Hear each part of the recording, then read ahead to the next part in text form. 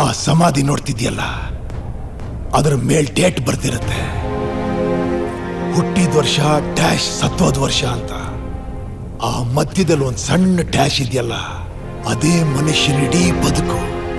ಇವತ್ ನಿನಗೆ ಆ ಡ್ಯಾಶ್ ಪಕ್ಕದಲ್ಲಿ ಡೇಟ್ ಹಾಕೋ ಟೈಮ್ ಬಂದಿದೆ.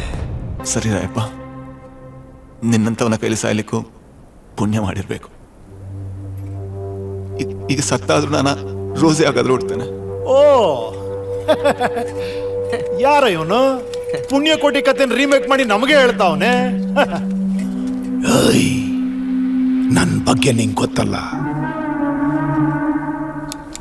No sentiment,